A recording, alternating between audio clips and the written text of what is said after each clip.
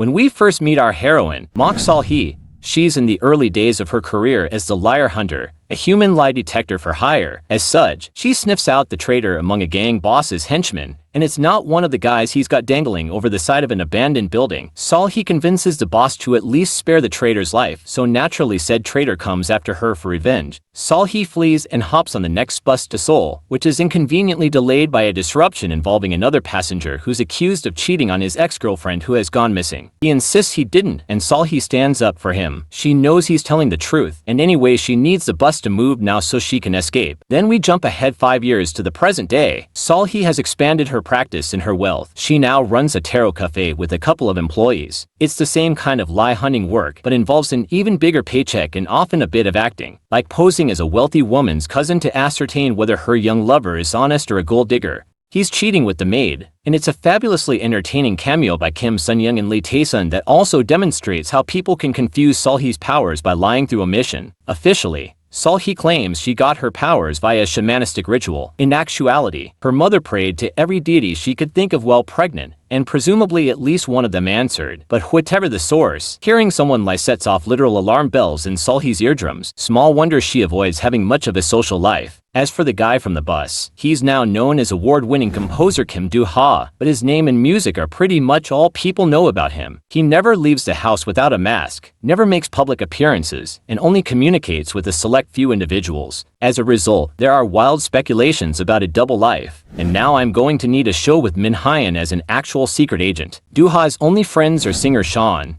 who'd like to be much more than friends, and Jo Duk-chan, CEO of the entertainment company Sean is signed to. Troubles arise for the trio when Sean is photographed outside Do-ha's apartment complex. She was there to drop off his Best Composer trophy, but it's instantly spun into a dating scandal. Duk-chan provides Do-ha with an out-of-the-way vacation home to crash in for a while, not so secretly hoping the fresh air and privacy will coax Do-ha out of his shell. The thing is, Do-ha has good reason for his reclusive habits. The ex-girlfriend who disappeared has never been found, and Do-ha was arrested on murder charges, which ultimately fell through for lack of evidence, but not before Do-ha was thoroughly traumatized by the experience and stabbed in the back by the missing girl's brother. We don't know exactly what happened that fateful day on the beach, but Do-ha still suffers blood-soaked nightmares about it, and even his mother seems to harbor doubts about his innocence. The missing girl's brother, on the other hand, has zero doubts. He spent the past 5 years impersonating police officers to get his hands on the case files, determined to hunt Do-ha down. His arrest finally gives us one tiny glimpse of Seo Ji-hoon as police officer Lee Kong-min, who's sympathetic toward the brother's grief, but firm about the limits of the law. Do-ha's new neighborhood comes with pros and cons. On the first night, Do-ha is mistaken for a local rapist because of his all-black outfit and late-night walks. Fortunately for him, though,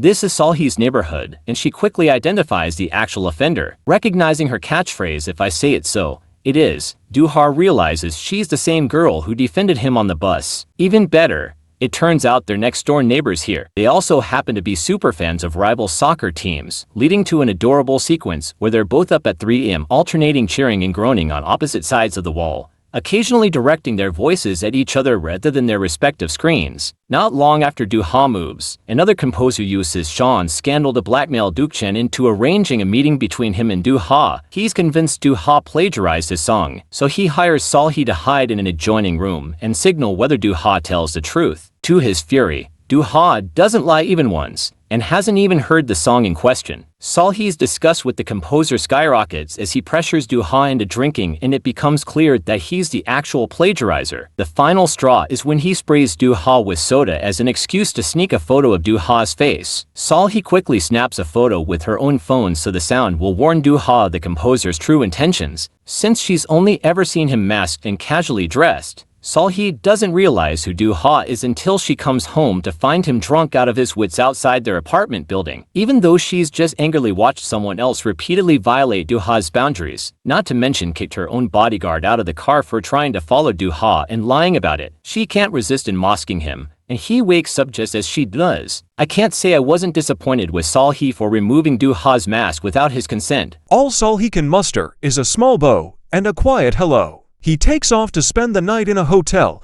and she searches him up online, cringing over assumptions she's made about him. Do-ha's hotel stay comes to a swift end the next day when he's caught in a crowd of reporters. They're here for a different celebrity, but the camera flashes and jostling send him into a flashback-induced panic attack. So back to his temporary home he goes, and Sully just happens to exit the building right when he arrives. After he fails to hide behind the taxi, Sully apologizes for the unmasking. He's kept her literally at arm's length throughout the conversation, but steps protectively in front of her when a desperate-looking man runs up begging to borrow a phone. Do-ha gawks as Sully readily offers the guy hers, along with cash from Do-ha's wallet, for a taxi. She, of course, can tell this isn't a scam, but Do-ha just shakes his head at how naively trusting she appears to be. From there, little chance encounters continue to nudge them closer together. Like when Sully's mom drops by asking for money, but mistakenly knocks on Do-ha's door instead. He overhears her mom accusing her of ruining their family. 9-year-old Sully had innocently offered to help a victim of her mother's real estate scam, only for the woman to run off with all of their money instead of just the amount she'd lost. And having a mother who's afraid of you is something Do-ha is all too familiar with. When he and Sully end up on their respective balconies that night, he commiserates with her about messy families. On another night, Sully finds herself at the jazz bar where Do-ha plays piano. While she immerses herself in the music, the gold-digging cheater from last week approaches and gets increasingly threatening. Do-ha again steps in front of her, and since she's almost too drunk to function, he drives her home, not realizing until she points it out that he's forgotten his mask. On the way back, she insists on stopping for hangover soup, sweetly seating him with his back to the room so he'll feel comfortable enough to eat. But trouble is waiting at their apartment building in the form of 2 reporters. Now it's Sully's turn to protect Do-ha, which she does by bunny hopping in front of him to hide his face and dragging him into her apartment to hide as the reporters camp out in the hallway. Awkward cuteness ensues. Do-ha finally learns Sully's name, and since he doesn't know she knows he's Kim Do-ha, he gives her his real name, Kim Sumyo. Sully was prepared to accept a fake name, so it takes her a second to register that her lie alert didn't go off. That, combined with Master's son on the TV, in which the hero's touch neutralizes the heroine's ghost-seeing abilities, piques her curiosity. Does he never lie? He says everyone lies, or can she not detect his lies specifically? Over the next several days,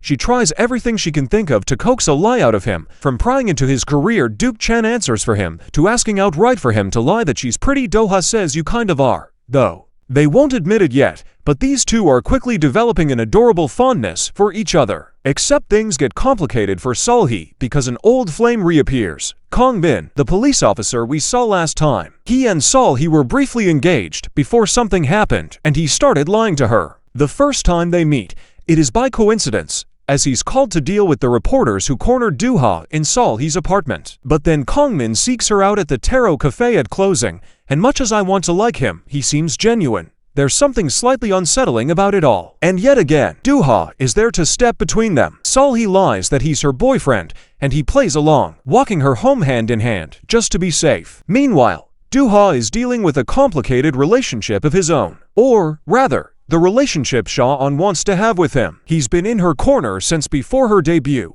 and now she's desperate for his attention. When she exaggerates a dance injury to gain sympathy points, Do-ha realizes things have gone too far, and talks to Duke Chan about no longer writing exclusively for her. Shaw-on takes the news hard. She calls Do-ha to say goodbye, and it's so similar to what happened with his ex-girlfriend, who threatened and perhaps succeeded to kill herself when he broke up with her, that Do-ha panics. Sully drives him to the beach where Shaw-on is wading into the waves, and Do-ha wordlessly drags Shaw-on out of the water and carries her to the car. Shaw-on pouts when she sees Sully, who chooses not to say anything when Shaw-on's pointed "I wanted to die" pings as falsehood. After handing Shaw-on off to her manager, Do-ha falls asleep, dreaming about his past interrogation when the officer screamed at him to confess. As Sully tries to wake him up, he murmurs, "I didn't kill her," and there it is, the lie Sully has been waiting for. If there's one thing this time hammered home, it's that Sully's lie detection itself can be misleading. Her client's boyfriend was lying about being busy with work and cagey about marriage, because he was planning a surprise proposal. Do-ha dodges risky questions by giving technically true, but vague answers. Non-verbal cues don't have any effect on her at all. So I imagine Do-ha's lie is more a case of him believing he's responsible for the girl's death,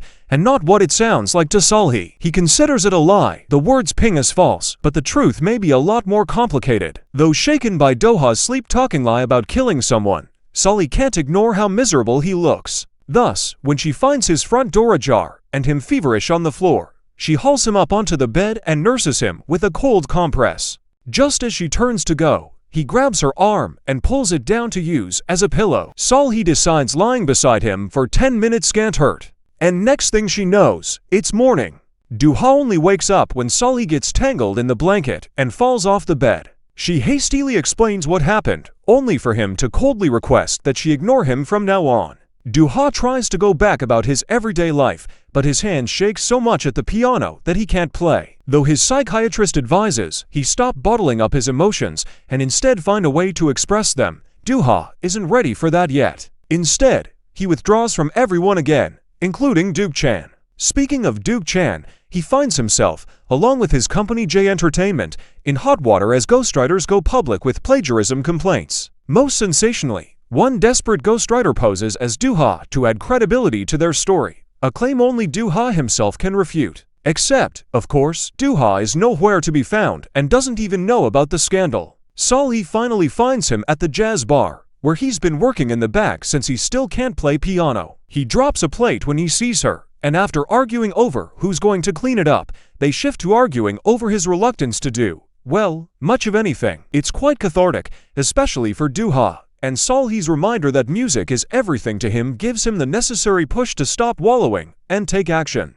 Duha tracks down his impersonator, listens to his story and apology, and then takes him to J Entertainment so he can not only apologize to everyone there, but also receive their apologies. Because while using Duha's name was wrong, the ghostwriters were being exploited, and Duke Chan was turning a blind eye. Duke Chan does apologize, though only to Duha. Sean also apologizes for her outburst, and Duha makes it unmistakably clear that he likes her as a singer and a friend, nothing more. Sean takes some time off work to sing sad karaoke and come to terms with the rejection. That night, Duha invites Salhi to come watch him play at the jazz bar. When she arrives, he's playing something slow and moody, but then he locks eyes with her and very deliberately removes his mask. As the lighting changes from cool tones to warm, the band strikes up a lively number to match the smiles that spread over their faces. Afterwards, Duha takes Salhi out to a fancy restaurant to thank her for helping him break out of his reclusion. But he ends up worrying so much about who is or isn't staring at them that he can't enjoy it. So Salhi suggests they skip dessert and relocate to a bar, where everyone else will be too drunk to even notice they're there. She's been swooning over him all evening, but now it's his turn. As she gets increasingly drunk, she peppers him with questions, but continues to assure him he doesn't have to answer any he doesn't want to. The romantic vibes replete with heart-shaped shrimp and cooing over his pretty hands are cut short, though, when Salhi passes out into her tteokbokki. Duha patiently, and rather adoringly, carries her home, buys her ice cream, and saves her comforter from getting covered in sauce. This all registers as a blur for Salhi. So when she halfway wakes up in bed and sees him remove his shirt, he's examining the giant sauce stain on the back. She mumbles, "I thought you were a good person," and slaps him. She's so mortified the next day that she decides to pretend she doesn't remember, but her resolve goes out the window when he brings her hangover soup and supplements and is just so nice about it. He's not at all mad about the slap, but he would like some help getting the tteokbokki sauce out of his shirt. They do the most adorable little dance of hinting back and forth about who's available when, until Salhi blurts out, "If you want to go on a date, just ask about a specific time." She immediately walks back the word date, but they both know that's exactly what it is. They go to a pub to watch the national soccer team play, and end up standing with some of the other neighborhood shopkeepers. Before long, everyone including Duha is so wrapped up in the match that they're all hugging and holding hands. Meanwhile, Salhi's mom has been trying to con a rich widower, but the man's daughter hires Salhi to test her father's new girlfriend,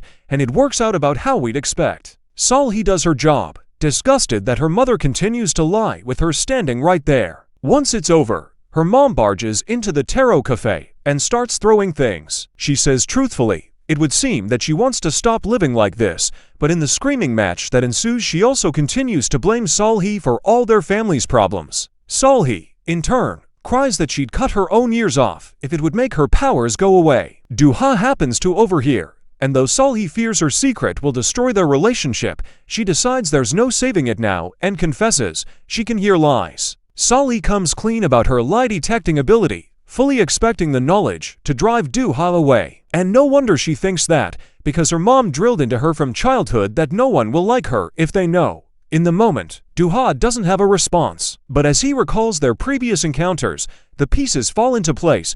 That's how she always knew to defend him from false accusations. To Sol-hee's surprise, Do-ha shows up at the Taro Cafe first thing in the morning to help clean up the mess her mother made. When she tentatively reminds him about her secret, he just shrugs. So what? He adds later that he wouldn't believe such a claim from anyone else, but because it's Sol-hee, it makes sense. Things take an awkward turn when Do-ha and Sol-hee end up at a restaurant seated right next to Kong-min and his cop partner. It doesn't take long for Kong-min to deduce the two aren't actually dating yet, since Do-ha has unknowingly ordered a dish she can't eat. Once Kong-min leaves and Sol-hee explains the situation, Do-ha makes a point of memorizing her food sensitivities right then and there so it won't happen again. There's a cute little running joke throughout this time where Do-ha freely tells people he's Kim Do-ha and then smiles in satisfaction when they assume he's joking. It starts with Sol-hee's bodyguard, Bak Ji-hoon Ha Jung-woo, who thinks Do-ha is a fellow Shawn fan and extends to the local shopkeepers,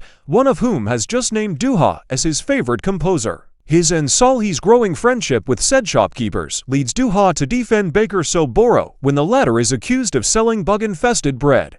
Do-ha doesn't need Sol-hee's lie detection to know baker So is innocent. So when a rude customer starts flinging insults, Do-ha buys out the entire stock of bread. Only once Do-ha is alone does he stop to wonder how in the world he's going to eat it all. Together, Do-ha and Sol-hee trace the accusations to a local realtor who's scheming to buy the bakery for a low price to give to his son the same rude customer from before. Baker So's confidence is restored, as is his business, and he gets his revenge for the psychological distress by dosing the entire realtor office in flour. Unfortunately, I spoke to Soon last time when I said Shawn came to terms with Do-ha's rejection. She's still roaming the neighborhood looking for him, and when Ji-hoon takes her to the Taro Cafe to shield her from fans, she takes advantage of the opportunity to try and scare Sol-hee off. Unabashedly admitting she intentionally used Do-ha's trauma against him, she tells Sol-hee straight up that he killed someone.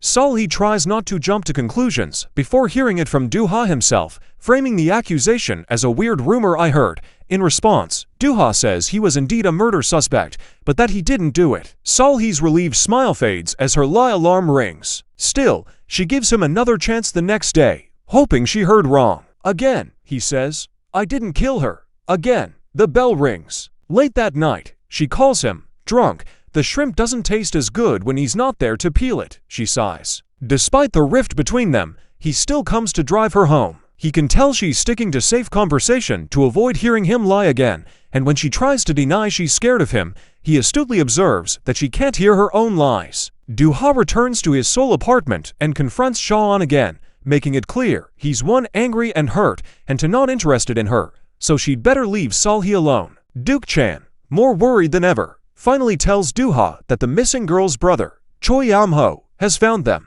He hadn't wanted to ruin Do-ha's peaceful new life with the threat of danger. Both conversations give Do-ha a crucial but heartbreaking revelation. Shawn and Duke-chan are protecting him, but they also secretly think he's guilty. Speaking of secrets, while on a job at the cancer center, Sol-hee runs into Kong-min. Finally, the truth comes out. He had stomach cancer. His treatment was successful and didn't want to burden her with his suffering. Now Sol-hee understands that his lies were well-intentioned, if misguided, and Kong-min realizes that she feels worse not having known about his illness than if he'd told her. He wants to try again, but all Sol-hee can think of is Do-ha. Kong-min is sweet and understanding about it, saying that he'll be here if they don't work out. Kong-min's observation that Sol-hee can't hear the reasons behind people's lies is the push she needs to seek Do-ha out. Fortunately, she calls Do-ha for the unit number, because Yam-ho is disguised as a security guard. Recognizing Yam-ho's voice over the phone, Do-ha runs outside.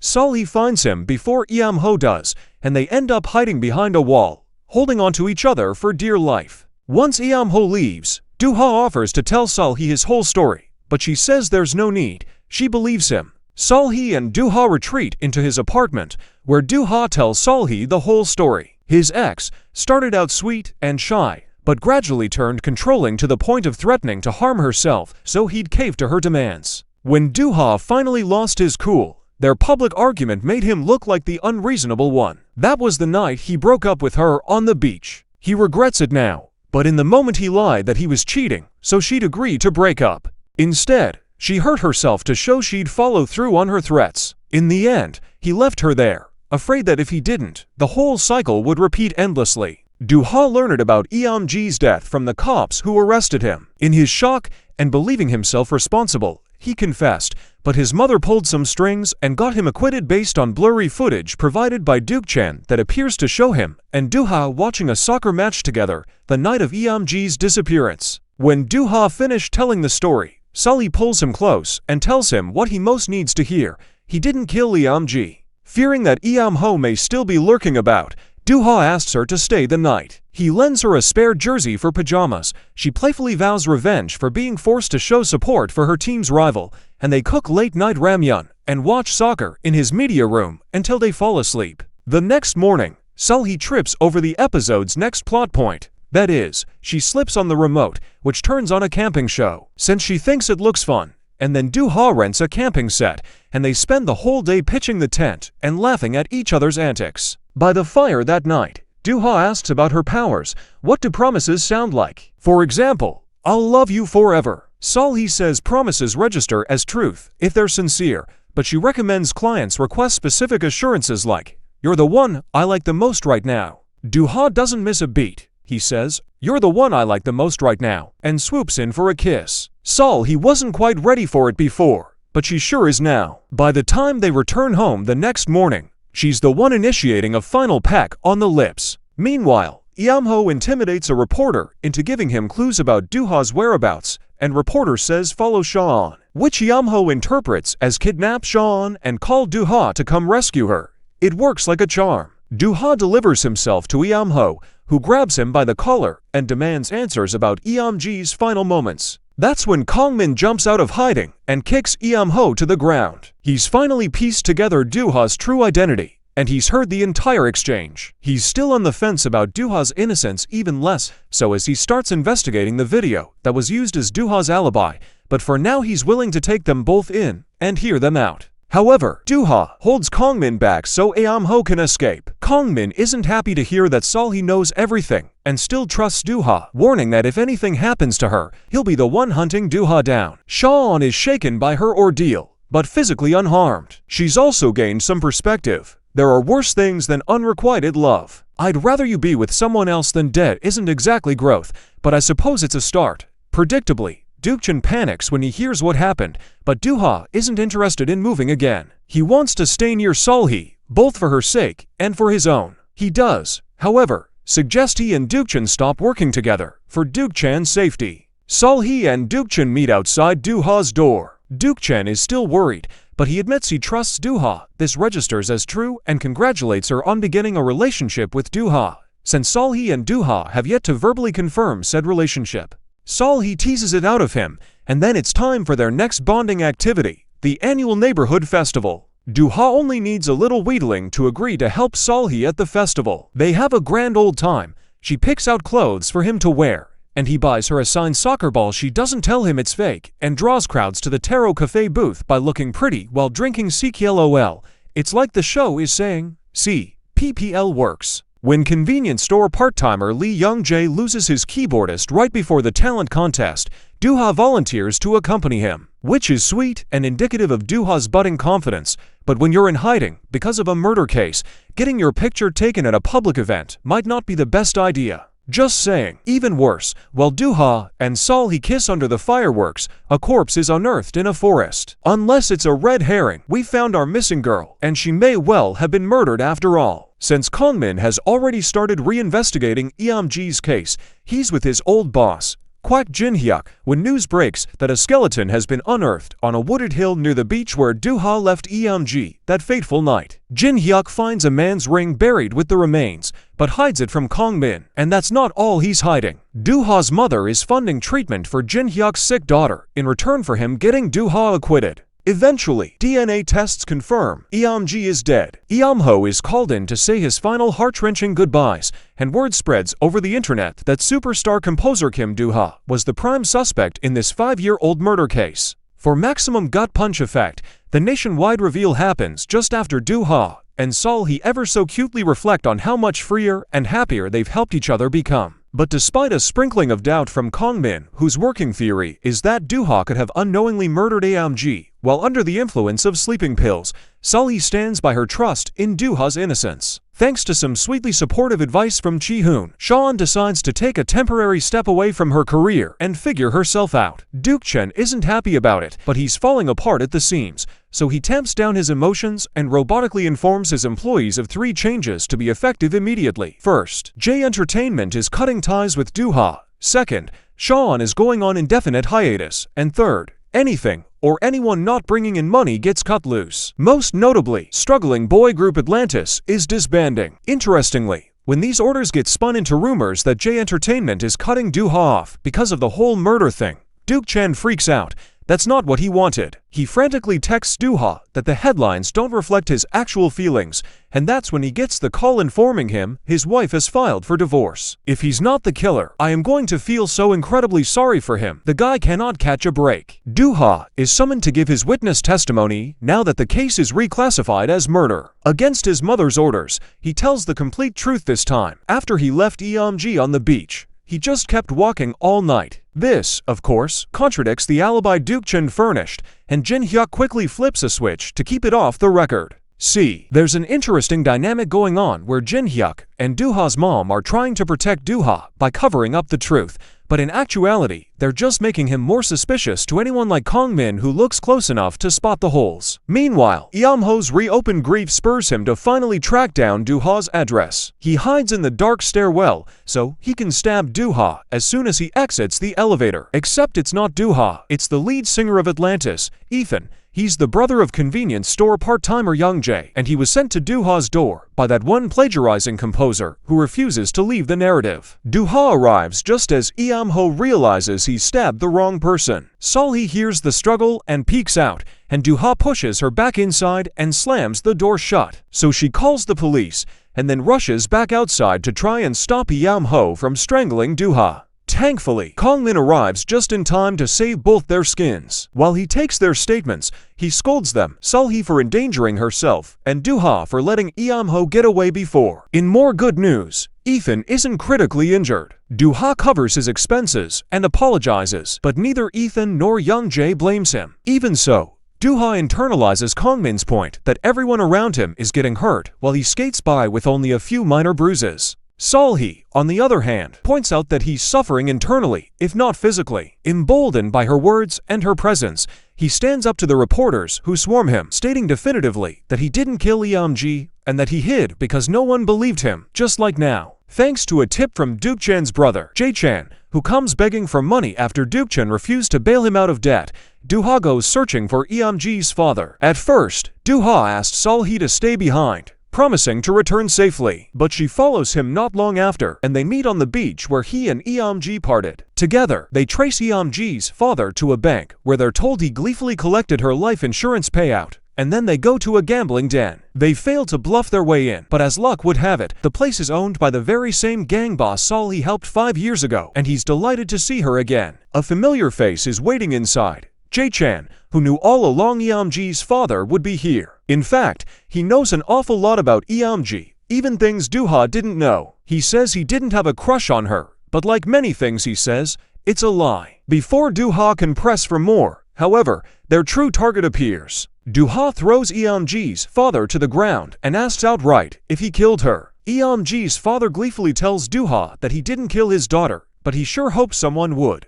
so he could collect insurance. His claim registers as truth, as does his tip that Jae-chan used to follow Aom-ji around like a stalker. Jae-chan takes off. When Do-ha finally catches him, he deadpans, "Okay fine, I killed her," and then laughs. Sully arrives a step too late to catch whether he's lying, and he threatens her with a knife so he can escape. Sully assures Do-ha that Jae-chan isn't serious about hurting her, but Do-ha isn't taking any chances. Do-ha wants to believe Duk-chen couldn't have known what Jae-chan did, so he insists on confronting his friend without Sully listening in. Duk-chen is visibly upset by the news, though he seems most upset about the thought of losing Do-ha's trust after all he and Jae-chan have done for him. According to Sully's dad, trust needs to be 100% or it's useless, but Sully confesses to Do-ha that she's never trusted anyone completely, because she was constantly being hurt by one lie or another. This comes after he helps her scour her entire apartment to find her escaped pet turtle of K, her only confidant, and he promises to be her first fully trustworthy person. Meanwhile, Kongmin's investigation continues. Following Eamho's notes, he learns that a witness saw someone wearing Do-ha's jersey return to Eamji after Do-ha left her on the beach. Then Jin-hya caves, confesses, and turns over the ring he found with Eamji's corpse. It can't legally be used as evidence now, but it gives Kongmin another thread to pull. And pull he does until he discovers it's a copy. Someone had a third ring made to match Do-ha and Eamji's couple rings. Kongmin goes straight to Do-ha and Sol-hee with his findings. After a quick lie detector test on Do-ha, he levels with them. To convict Jae-chan, they need more evidence. The trouble is, Jae-chan has been caught by Sol-hee's gang boss friend, but his minions were bribed into letting Jae-chan go by none other than Duke-chan. Do-ha and Sol-hee called Duke-chan, trying not to jump to conclusions. He claims he's home alone, but it doesn't take Sol-hee's powers to figure out he's lying. Jae-chan is hiding out at his place.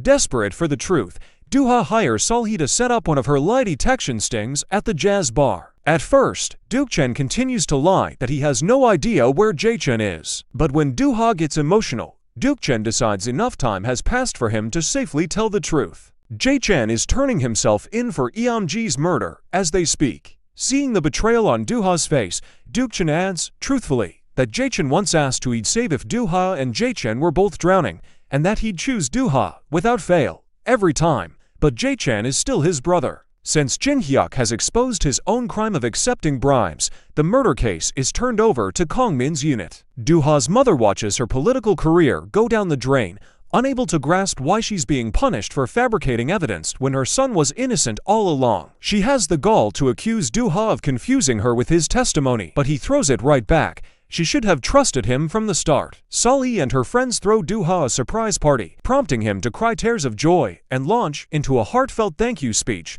that ends with a kiss for Sol-hee. But Do-ha can't shake a sense of incompleteness, and he's not the only one. The more Kongmin questions Jae-chan, the more robotic his answers sound. Plus, they just don't add up. So Kongmin asks Sol-hee for a favor. He gets her in to speak to Jae-chan, and she pretends to be in on his and Duke-chan's plan to try and get answers out of him. It takes some prodding, but eventually he cracks. Duke-chan was behind it all, and promised that if Jae-chan confessed in his place, he'd soon be released for lack of evidence. As for Duke-chan himself, he's been working on overdrive trying to save J Entertainment. Aiming for extra PR points, he convinces both Sean and Do-ha to join him for a ceremony where he announces the company's vision for the future. He's stepping down and appointing Do-ha as CEO instead.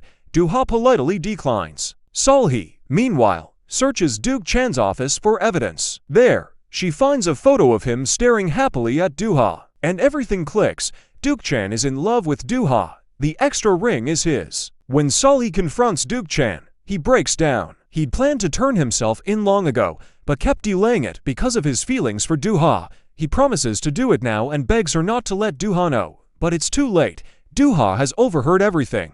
Duke-chan is too overcome with emotions to get an explanation out. He flees, narrowly escaping arrest at the hands of Kongmin, and leads them on a high-speed car chase. Then he unbuckles his seatbelt and deliberately crashes into a construction site. Kongmin drags him out and administers CPR, and then the car explodes, leaving an odd, ominous ringing in Sol-hee's ears. Duke-chan survives the car crash and subsequent surgery, and finally confesses the entire sad story. On that tragic night, he'd gone looking for Do-ha and found Eamji. To his shock, she already knew he liked Do-ha, so he pulled her away to the woods for privacy. There, they argued over who was more delusional, and when he pushed her in an emotional outburst, she hit her head on a rock and died. Duke-chan panicked. Gossip was already spreading that Do-ha and Eamji had fought, and, fearing Do-ha would be blamed for her death, Duke-chan tried to make it look like suicide instead. But just in case, he kept her shirt that was splattered with his own blood,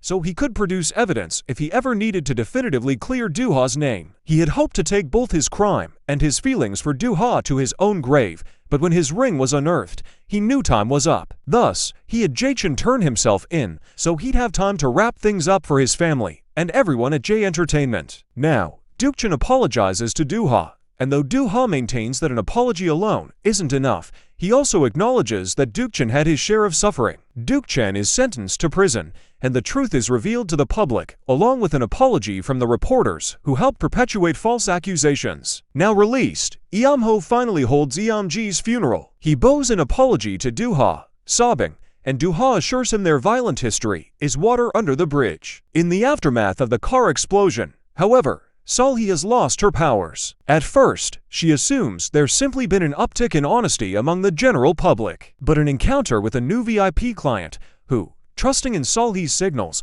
magnanimously accepts the increasingly ridiculous excuses put forward by his uninterested crush, makes it impossible to deny. Sol-hee can no longer hear lies. Her employees gamely agree to keep running the Taro Cafe like a normal cafe, despite the drop in pay. One of the worst things about Sol-hee's loss of abilities is that hurtful lies hit her extra hard, since they sound true to her ears. But the best thing about it is Do-ha's response. He takes full advantage of the opportunity to surprise her for once. Only someone who's used to relying on their ears to detect lies could fall for his unconvincing poker face, but Sol-hee takes him at face value when he says he forgot he has work to do and drops her off at home right after priming her for steak and pasta, which he then cooks from scratch so he can surprise her with a candlelight dinner. Sol-hee is delighted and decides she'd be okay if her abilities don't return. Cue lots of happy kisses. Since the main story is pretty much wrapped up by this point, we then spend almost an entire episode convincing Sol-hee's parents to get back together. Her mom's latest con has progressed to the point of a marriage proposal, even though she's physically repulsed by the man, but her feelings get all complicated when she learns that her divorce from Sol-hee's dad was the result of mutual misunderstandings. With some prodding from Sol-hee, the to go back and forth, hemming and hawing, and not wanting to admit they both still care about each other. Eventually, Sol-hee and Do-ha give Sol-hee's dad a makeover and send him in with a brand new ring to interrupt mom and her fiancé. Sol-hee's mom blurts out that she doesn't want to live with him again, and a familiar bell rings in Sol-hee's ears. Her powers are back. Her parents reconcile and ultimately open a noodle shop together. 1 year later, Do-ha, Young-jae, and Ethan have jointly produced a chart-topping album. This time, Do-ha accepts his Best Composer trophy in person, thanking Sol-hee in his speech for believing in him. Sean, who announces the award, has signed with a new company and scouted Chi-hoon to be her bodyguard and eventual boyfriend. Kongmin has also moved on, no longer visiting the Taro Cafe because he knows, at least for now, he won't be content to just be friends with Sol-hee. After hours one night,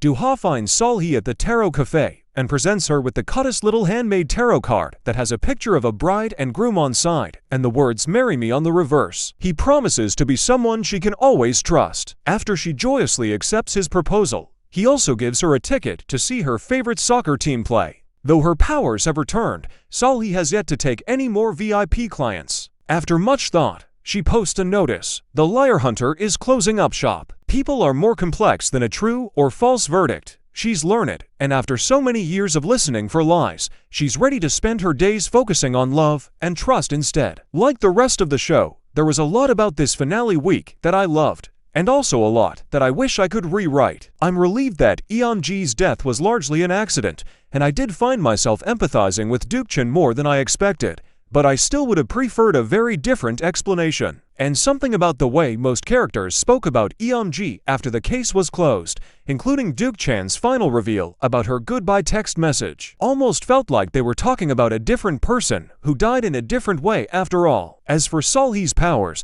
the best explanation I can come up with is that the cognitive dissonance of hearing something she knew was a lie stated so emphatically, as if it were true, somehow triggered her alarm to work again.